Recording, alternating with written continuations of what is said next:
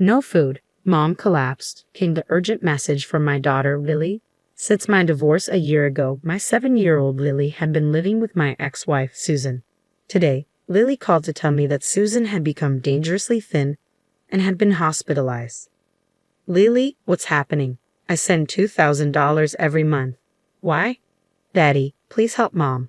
The desperation in my daughter's voice spurred me into action. I left work early and rushed to the hospital where Susan had been admitted, praying for their safety as I hurried into a taxi.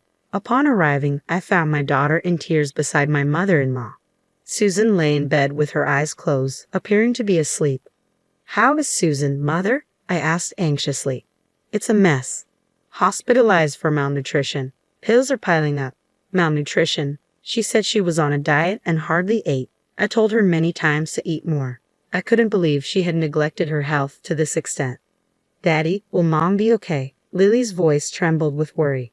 Yes, sweetheart, she'll be fine. She just needs to rest in the hospital, and soon everything will be back to normal. Really? Lily clung to me, her tears quieting as she took comfort in my reassurance. A faint smile appeared on her face, but as I held her, I noticed something unsettling. Has Lily lost weight too? I wondered. That's normal for kids during growth spurts, my mother-in-law said, trying to ease my concern. Is that so? I deeply regretted how ignorant I had been of the well-being of Susan and my daughter. Reflecting on our past, I realized I was the cause of our divorce. Back then, as a salesman in a major corporation, I was so busy that I could hardly come home. I left everything about the house and our daughter to Susan, neglecting my responsibilities as a husband and father. This neglect made Susan deeply upset, leading her to ask for a divorce. After the divorce, Susan and Lily moved back to her parents' home, where her father and stepmother lived. Her parents, who had married later in life, feared being alone in old age, so they welcomed Susan and Lily warmly despite Susan's worries about being a burden. Out of my own will, I sent them $2,000 every month, hoping they would live comfortably. Feeling responsible for our divorce, I decided to do everything I could to support them. Initially, our relationship after the divorce was not bad. We often contacted each other, and I kept up with news about my daughter, who had just started grade school. However, in the past 6 months, I had been so busy that I lost touch with my ex-wife. I couldn't help but wonder what had happened to Susan during this period. As I looked at Susan lying on the bed, emaciated, I was deep in thought, filled with regret and concern for her well-being. Isn't this a bit extreme for a diet? I wonder why she felt the need to lose so much weight. Well, who knows? Maybe she found someone she likes. She's still young, after all. James, you can go home. I'll take care of Susan. All right, I'll head home for today. Mother, it must be hard staying with her. How about Lily? She can come to my place. Ha! Really? I want to go, Lily said, happily squeezing my hand. My mother-in-law immediately responded, I'll take care of Lily here. You're busy with work, James, and she needs to go to school.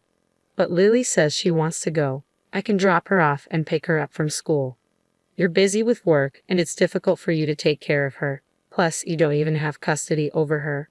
Her reasoning left me at a loss for words. I see. In that case, when she wakes up, could you ask Susan if she'll let me take care of Lily while she's hospitalized? Regardless of what you say, she's still my daughter. Apologizing to my disappointed daughter, I bowed to my mother-in-law and left the room. Looking back, I regretted not insisting on taking Lily home with me right then. Several days passed since Susan was hospitalized. One evening, after work, I returned home to an unexpected sight. My daughter was there. Lily, did you come here all by yourself? Daddy, she said, looking up at me anxiously. Lily was dressed in the same worn-out clothes she had on at the hospital. A faded t-shirt, scuffed shoes, and her hair, clearly self-tied, was in disarray. It was the same discomfort I felt back in the hospital room. At that moment, consumed by concern for Susan, I hadn't paid much attention. But now, the realization hit me like a wave of failure as a father. Inviting Lily into the house, I offered her a cup of hot milk. Doesn't your mom buy you new clothes or shoes? No, it's not like that. Lily shook her head, seeming to struggle with her words as she looked down. I've been working hard, sending money so you and Mom could live comfortably. Has it not been enough? Dad, that's not it. Lily's voice trembled, her eyes brimming with tears. I placed a comforting hand on her back, silently urging her to speak. After a moment, she seemed to gather herself, taking a deep breath. Grandma does mean things to me and Mom. She barely lets us eat. No way. Is that really true about Grandma? It's true. I manage because I get lunch at school, but Mom's always hungry. That's why she collapsed. And Grandma goes out every night, and when she comes back in the morning, she always badmouths me and Mom. Since we moved in with Grandma, Mom has been treated like a servant every day. Lily's words, punctuated by tears and frustration, hit me like a ton of bricks. Could Susan's malnutrition be caused by her own mother? How could this happen? If I had stayed in contact, maybe I could have prevented this. Feeling a mix of frustration and helplessness, I bit my lip only to feel a small, warm hand gently touch mine. Dad, don't cry. My heart clenched as Lily bravely smiled at me, holding back her own tears. With her encouragement, I resolved to help my ex-wife and daughter. About a week later, I received a call from the hospital about Susan's scheduled discharge. Normally, the in-laws would have been the first to be informed, but I had made arrangements with the hospital to prevent that. I had become suspicious of my mother-in-law, noticing how she always obstructed my visits with Susan and limited our communication. Her incessant calls, even when Lily was staying with me, coupled with Lily's troubling stories, convinced me that something was amiss. So, I decided to take Susan directly to my house on the day of her discharge without informing my mother-in-law. When Lily and I arrived at the hospital, there was Susan, thinner, yet with a much healthier complexion than when she was admitted. "Thank you for coming to get me. I'm sorry for the trouble." Hearing Susan's voice properly after so long quickened my heartbeat. I was immensely relieved she was alive. Just as I breathed a sigh of relief, Lily rushed to hug her mother. "Mom, I'm so glad you're okay now." "Lily, I'm sorry for worrying you." Their emotional reunion brought a lump to my throat, but I knew we couldn't linger for my mother-in-law to arrive. Hastily, I ushered them into the car and drove home. "It feels nostalgic," Susan said, relieved, as we arrived at the house we once shared. Waiting for the right moment when she seemed calm, I broached the subject. "Actually, Lily told me something." As I asked Susan about the truth of Lily's words, her eyes widened and she awkwardly averted her gaze. What Lily said was true. After our divorce and my return home, my mother began treating me like a maid. Even when I started earning from work, she took all the money. There were even times she wouldn't let me eat because she claimed I didn't earn enough. "Why didn't you talk to me about it?" "How could you say that?" "I couldn't ask for help because I was the one who initiated the divorce. We hadn't been in touch recently, so I assumed you found a new partner. I didn't want to interfere with that." "A new partner? No way. Besides, didn't I transfer $2,000 to you every month? How did you fall ill?" "If you're lying, I haven't received anything." "I'm sure the money was transferred just fine. It should be recorded in your bank book." "My mother took both my bank book and debit card. She told me that you stopped sending money a long time ago, that you found someone new, and had abandoned me." I was stunned. If only I had kept in touch more diligently, this wouldn't have happened, but it's too late to regret it now.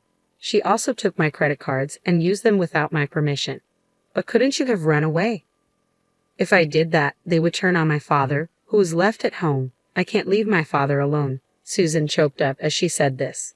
My mother-in-law was a big spender, and when Susan and I were still married, she would often come to us asking for money. Despite this, she was generally pleasant and kind, so I believed Susan and Lily would get along with her. However, the moment Susan moved back home after the divorce, my mother-in-law seemed to transform into a completely different person. She neglected her household duties, spending her days out and taking out her frustrations on Susan and Lily when she ran out of money.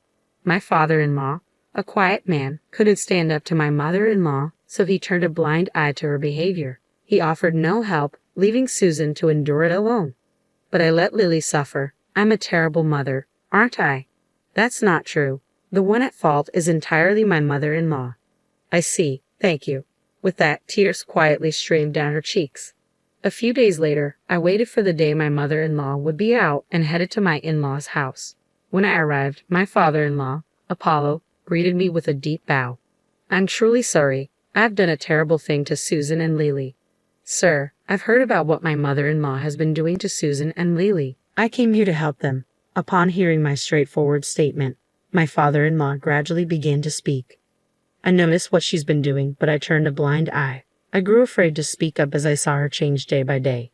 But I can't bear to see my daughter and granddaughter hurt any longer. His voice trembled with regret. Like me, he wished to protect them both. Sir, could you lend me a hand?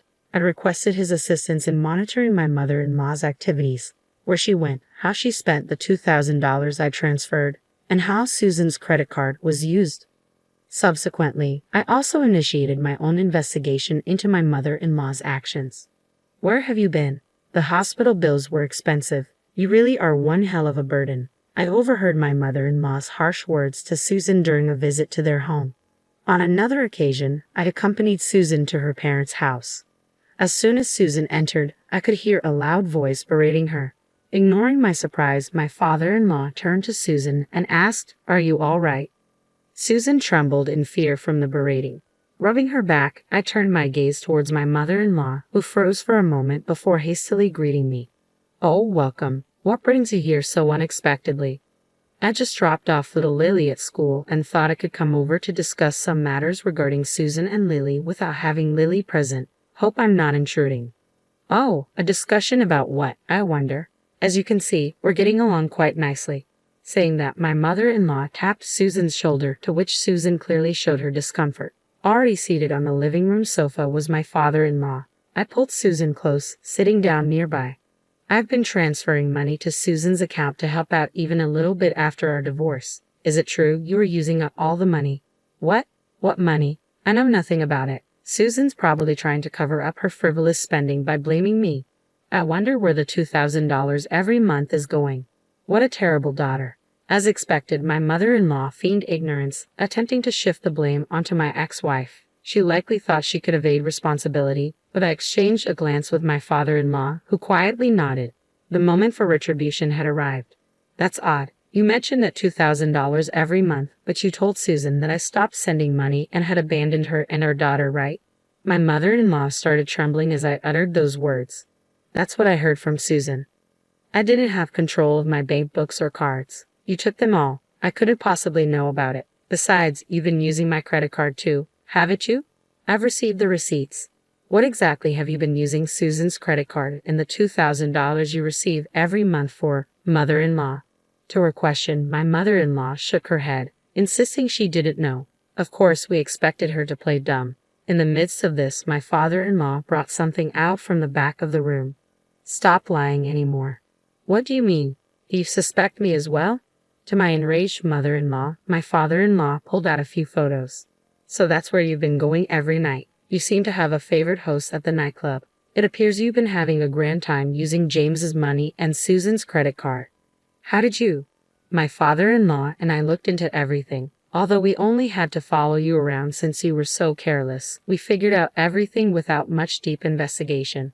What's wrong with using my daughter's money? I should be allowed that much. Furthermore, it seems that wasn't enough money for you. You've been tricking money out of widowed men like my father, almost akin to marriage fraud, haven't you? Shut up. It's the victim's fault for being fooled. As we presented the evidence, my mother-in-law brazenly shrugged it off.